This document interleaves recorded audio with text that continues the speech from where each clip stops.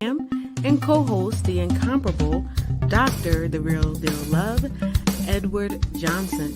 Sit back and relax while we give you advice and tips on business matters and matters of the heart for busy executives. And now, Katrina and Edward. Hello, hello, hello. This is Katrina Brittingham, your business coach, your business consultant, and we have Dr. The Real Deal Love. Hello, hello. We are here with you today. Last week we had an awesome love topic, so if you missed it, check it out. You can go to Dr. Love's channel, you can go to my channel. Either way, check it out. All right. Check it out. Check it out. All right, so we are doing business finance. I always like to do business finance as we go into the last quarter of the year because this is the time you should be reviewing your finances, where you are, how you have done throughout the year, and what your plan will be going into the new year. You don't want to wait until the new year to start trying to figure out your finances, or your plan for the new year. Can you do it? Mm, yeah, but you really need to take stock of where you are before you go into that new year because you don't know what the new year is going to bring. Um, you know, for some people, because they were not reviewing this recession, this inflation took people by surprise. You will be surprised how many people I spoke to because I let them know. I said, I'm starting to see the signs of inflation and recession. This is going to affect your business, it's going to affect houses. So many people told me, no, that's not going to come until years behind. And guess what? We rolled over into the year, and guess what hit us? Inflation and recession. So if you are looking at what's going on, you're looking at your business, you're looking at the climate, you're looking at the changes in the climate, in the market, the ups and downs, the ebbs and flows, you will begin to see patterns and you will be able to prepare for those patterns accordingly. Hmm. People tell me, how did you make it 10 years in business? Watching the market, watching finances, knowing when to pull in, when knowing when to go out there and go all out. So we did go through the types of financing that you had. If you missed it, you can go back to the other recordings to find that one. That one actually was twice, because I did have to uh, review it because I had to take care of some things. So we are on the topic of borrowing money.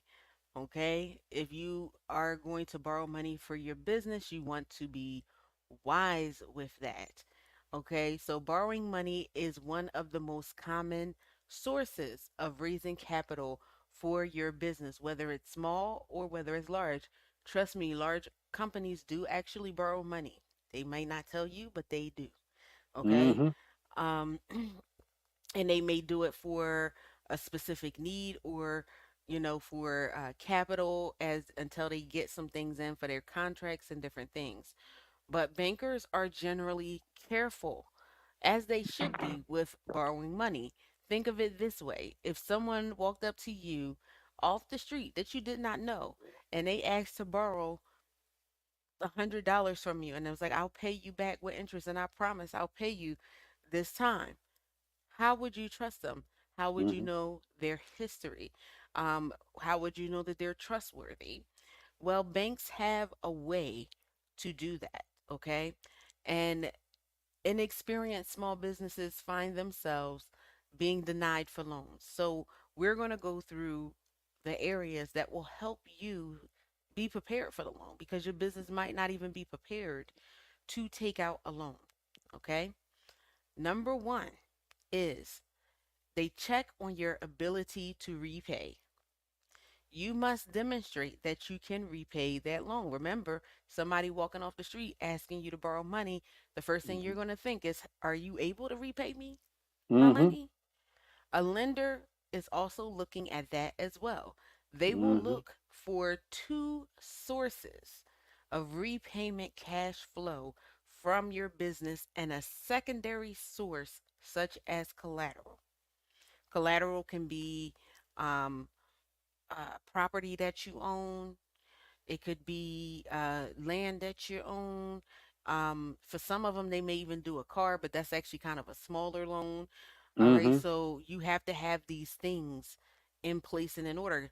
Trust and believe large businesses, they own certain things that will provide them with collateral, and they have multiple sources or multiple streams of income that come in to prove that they are able to pay this money back. They That's look always at the question. go ahead. If you ain't got no money, how you gonna pay me my money? Exactly. Exactly. So yeah, go ahead.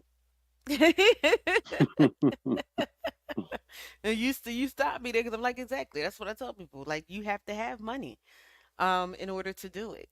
Um, people say, "Oh, you it takes money to make money." Yes, it does, but you also have to have money to borrow money. Hmm. It sounds crazy, but it is true. You have to have money. Think about it when you even buy a house. They look at your bank statements. They want to make sure you have money that you can pay that money back. It's the same thing for a business loan. Hmm. Okay. They look at your credit history.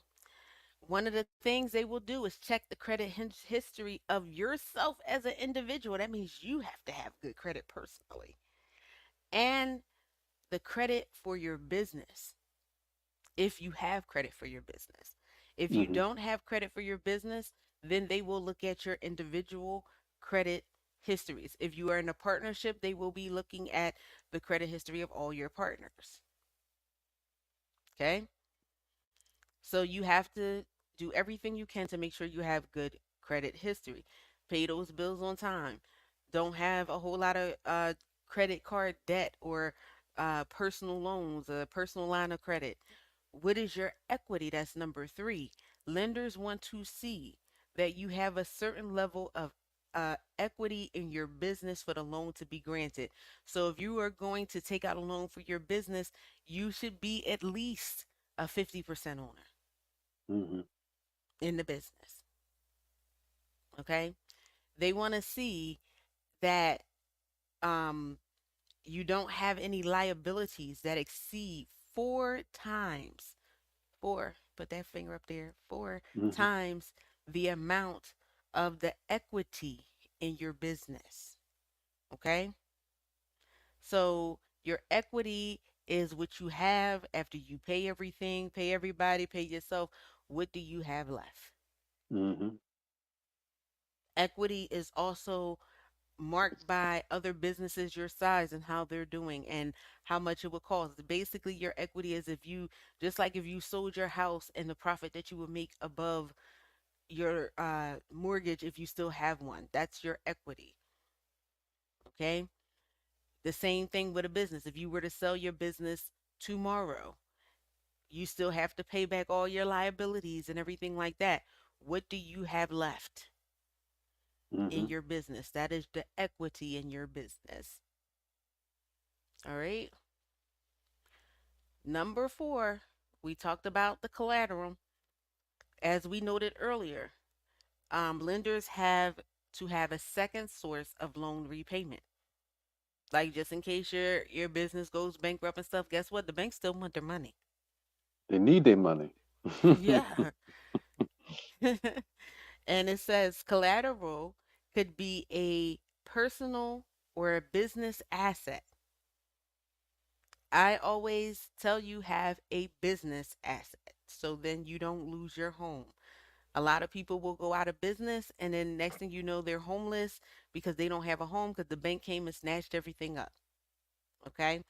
So if you're going to have collateral, use collateral for your business. That could be a business only car that you're using. It could be um, owning a property through the business, Hmm. something that will not snatch away your way of life. Okay. Hmm. And this is something that could be sold by the lender to repay the loan, which means they're going to come in and they're going to repossess it and then they are going to sell it. Hmm. And that's one thing about collateral. Like, say things go up and down, there are ebbs and flows in marketplaces and stuff. If they do not get all of the money from selling that property, guess who they're going to come back to? Hmm. Because the banks don't play about their money. They want all of it plus the interest. You know what I think is interesting? I don't know if people really realize this, but McDonald's, a lot of people think McDonald's is in the business of selling hamburgers. McDonald's is in the real estate business. They're and their burgers is the cash flow. they're in the real estate business. They're in the franchise business. They sell They their own name. they own their real estate. They they they they own the franchise. The individual owner owns the property. And I only know that because I used to work for McDonald's. Hmm. In the restaurants. And we had the owner who used to come, and he was talking to us about that. He owns the building, and he leases pretty much the name of McDonald's. That's the Hmm. franchise. So they are in the building. They are in the business of selling their name, which is the franchise. Hmm.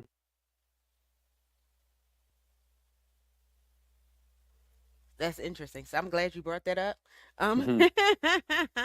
It's a good because point. most people don't know that. Um, da, da, da, da. Okay, so for instance, most auto loans are collateralized by the car until that car is purchased. So when you are leasing a car, that's why they can come back. You could be or not leasing too, but when you get a car note, you do not own that car until you pay that car off. They hold the deed. So pretty much you are renting that car, renting to own that car. You could be one payment away and can't pay that payment, and guess what? They're gonna come and get that car and then put it on your credit. Hmm. So, um, that is one of the assets that you have. Um, Bringing up like the franchise. Some people take out loans to pay for that franchise. If you do not, and you can take out a loan through actually the McDonald's Corporation, unless Hmm. they've changed something. Um, but if you don't pay that fee off, they will take the franchisor back from you and sell it to somebody else. The property and all. If you're that deep down into the muck. Hmm. Um, Number five, experience. A lender will look very carefully at the experience of the borrower in running the business. Do you have experience doing what you do? They will look at that. That's why when you go for a loan, the first thing they ask for is your business plan. We've Hmm. talked about the business plan, didn't The we? business plan. The business plan. Yeah. They want your The business plan. the question is, do you know what to do with money? That's what the business plan is showing you. Do you know what to do with money? And you're saying, I know how to handle money. They're asking, do you know what to do with money and do you know how to run this business? Hmm. Because remember, now that you are taking out this loan, they have a stake in your business. You could look at it kind of as a share. It's to That's their right. benefit that your business succeeds. That's right. Silent partners. They're silent partners. Not so solid because they silent because every month they saying, "Give me my money." I mean, as long as you send the money, they're gonna be quiet. They start making noise when the money don't come. Yeah, yeah, you send that money every month, you good. You know what I'm Yeah, saying? You stop and sending on that money, you time. on time, you get a phone call. Hello, we was just wondering. Yeah, because if you late, they're gonna be calling you. That's what I said. Not so silent. And everything. So they want to make sure you have experience before they grant you a loan. If you Hmm. don't have the appropriate experience in your business and doing what you say you do, then the chances of getting a loan are diminished. Again, why? Because they are silent partners. Remember, they're making their money back plus interest. Hmm. Okay? So they want you to succeed because they want the money and they want the interest. That's the thing that people don't realize with banks. When they give you a loan for something, a house or whatever, They don't want your business. They don't want your house because now they got to try to sell it. It's going to cost them time and it's going to take them money to sell that. So they want you to be able to do it. So they will rather not give you money if they don't think you're experienced. Mm-hmm. So my advice to people is that you wait until you're because people try to start businesses and all of a sudden they want to get a loan off the bat. No, get your feet wet. Start bringing in something proving that you know what you're doing financially and business wise, and then go out for that loan. That's good advice. And then go out for that loan because they will deny you and have no problem denying you. All right, come on, let's slide. So now we have options for the loan. And I'm just trying to check the time. Okay, because um, I want to keep it in short bites and Mm-hmm. everything like that. And we can do the next part the next week. We got all quarter to talk Okay. about finances. Mm-hmm. Okay.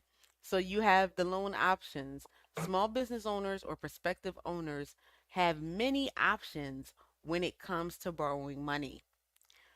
A primer course of this nature cannot meaningfully discuss such options, which means I cannot go through all of the options with you, but we're going to go through some of them to help you out. Okay.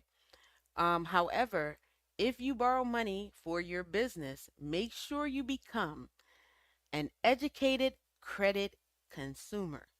Mm-hmm. I can help you out with that through coaching sessions and everything like that to help you get educated on uh, credit and business credit and being a consumer for that. Mm-hmm. Okay. So just give you that caveat. I can't give you all of that right now because you have to sit down with each individual personally and look at their situations to figure out what credit options and loan options are available to you. Okay. This means, again, doing your homework, going to a coach, because guess what? When you go to a coach or a consultant, they're going to give you some homework to do. All right. And the information and resources that is provided to you by a coach, by a credit counselor, by a consultant will be very helpful for you. I've done trainings like this um, of all types, actually, for people who were going for education, for people who were going for homes, people who were getting business loans. Okay. I have that through my corporate knowledge and also in my business knowledge and everything like that, and education, going to school and all of that stuff. They teach you that when you go to take classes specifically for that. So make sure you go to a reputable professional Mm-hmm. to help you with this because this is one of the most important decisions you will make in your business is Mm-hmm. going for this type of financing. All right. So you can contact your local bank, contact your state economic development agency. The Small Business Administration can help you with that. They have loans programs. They have micro loans, which are smaller loans. They have the regular loan company.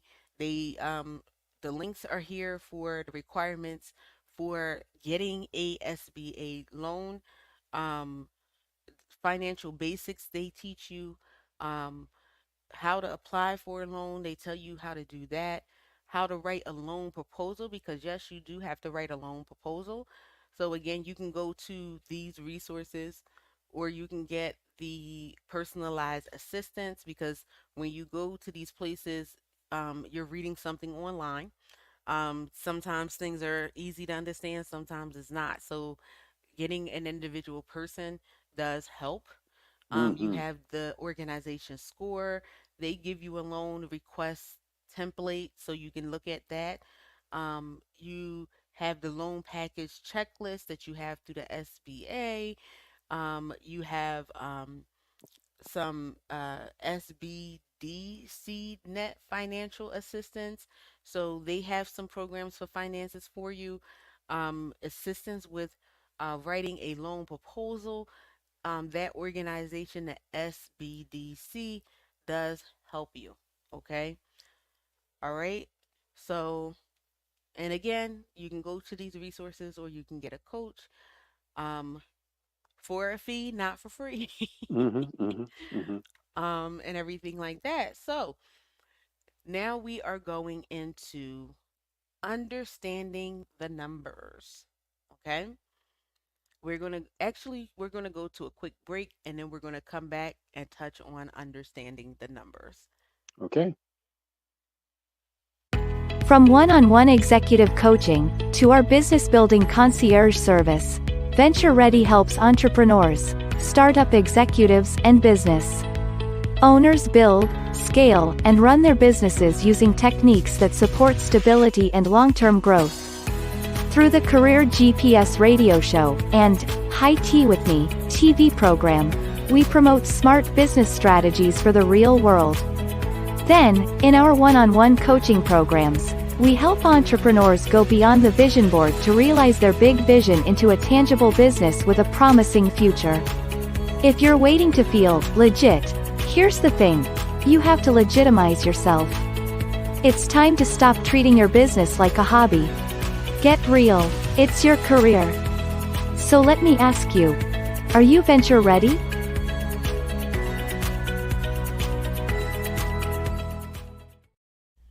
All right. Want to stop treating your business like a hobby? Reach out to me. Are you venture ready? Do you Mm-hmm. have what you need? If you need to grow your business, or if you're looking after a while after financing for yourself, building your business, having that experience, having your financial books in order, are you ready to get a loan? Are you venture ready? Are you ready for that? Reach out to us. Like I said, for a fee, not for free. We do take you in and do concierge service and evaluate your business and your needs. So Mm-hmm. please reach out to us. All right. So, any questions, Dr. Love, before we move on? Well, I thought it was great that you was talking about not taking out a loan first, but to just kind of like get into your business and see if you could actually uh, return a profit. You know what I'm saying? Because that just speaks volumes for you setting a track record and proving that you could actually take an ideal, brainstorm, bring it to market, execute it, and turn a profit. That just gives you so much more confidence, and it gives you a roadmap to say, yes, I can take this on a small level and turn a profit at this level. So with more money, I could do more of what I've already tested and proven that I can deliver on this particular business, on this particular product, on this particular model. So that was just such a Mm-hmm. great point. On this service, um, that's very important because sometimes people will, even if they can't go through the bank, they'll go through something for a line of credit, and you not might not be prepared to pay for that. You don't have experience enough to know the ebbs and flows.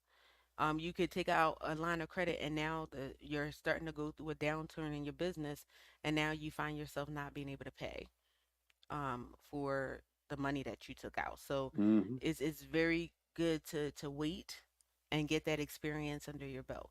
Because once you have that experience under your belt, you may be able to get a line of credit in the downtime and still be able to pay it back because you'll be able to plan properly Hmm. for that downturn and everything like that. So um, it's just always just good to kind of have that wisdom and have somebody who has been there or knows, um, you know, how things work because sometimes you can get a loan and everything like that, and they don't tell you how to manage your finances. They are expecting you to already know. Hmm. They're just like when you get a house, they're not really giving you counseling on keeping your house and stuff like that. They're expecting you to already know. That's why they make you do credit counseling before you even go through the process of getting a loan. Hmm. Okay, so it's kind of the same deal. They were expecting you to get this counseling and this knowledge under your belt. So that's very good. Um, And the that small bu- you would and the say that. small business, what is it? Small Business Association. When you mentioned that, I forgot about that. That's such a good resource is to help with all those steps that need to be in place for borrowing money. The Small Business Administration Hmm. will help. Um, you would need to, if you want to, because I do believe you can see somebody face to face. You have to make an appointment. Sometimes those wait times can be big, and everything like that. But they do have the website. You can take a look at the website, and review it. Again, if you have any questions after that, um, I would consider, uh, admonish you to get a coach or a consultant, because sometimes when you read them, you still have questions, Hmm. um, afterwards. But definitely go there, and get as much, education as you can, when it comes to that before you get the loan, even before getting a loan through the Small Business Administration, because it is a little bit easier, um, to get a loan through the Small Business Administration than through a traditional bank. But you still Hmm. have to be careful because they'll give you that money, but you still have to know what you're doing. You have to know the terms. A big one, and I said that before, and we're going to actually wrap up, and we'll start with understanding the numbers next week, is that the not the PPP, but even that was a loan, but it was a forgivable loan if you followed certain things. People didn't fully understand that. Um, when it came to what they call it, the advance, some type of it was an advance. Um, a lot of people were under the understanding that it was forgivable as well, which it was part of it, but then part of it was not. And so now people found themselves in a place where they have to pay back money that they did not think that they had to pay back. Hmm. So sometimes Hmm. it's good to, even when you look at it, because it sounds great, even when you talk to a rep, it sounds great to have someone that you talk to, that they look at the fine print and go through the fine print. Because at that time, the government was throwing money at people. It's like, you get money, everybody gets money, and it's forgivable. And people did it, but it was a part that was not forgivable. So you want to make sure that you are speaking to someone that can translate all of that and all of the fine print for you, so you know what you're getting into. Hmm. Am I going to say that the advance was bad? Absolutely not. But it's always good to know what you're getting into before you sign on that dotted line.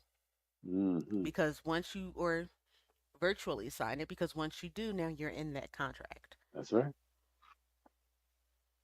So, any other questions, Dr. Love No, or that was comments? it. That was just great information. Awesome sauce. So we're going to go into understanding the numbers. Um, Later, it goes into the balance sheet, the income statement, and the cash flow statement. These are all things that you will need to provide to the bank. And we're going to go into understanding that, because we are at the top of the hour. So I just want to make sure that I give you enough time to digest that. So we will be going through, um, understanding the numbers as part of the business finance. We will be on part three. So if you missed Hmm. part one, please go back because it adds on to each other and helps you get a better understanding of the finances for business. Thank you so much for joining us, and we wish you a wonderful, wonderful rest of the week. Bye bye. Bye for now. Thank you for joining us for another episode of High Tea with Me. To be a sponsor or a guest, contact us at info@ventureready.net. Thank you again, and we'll see you next time.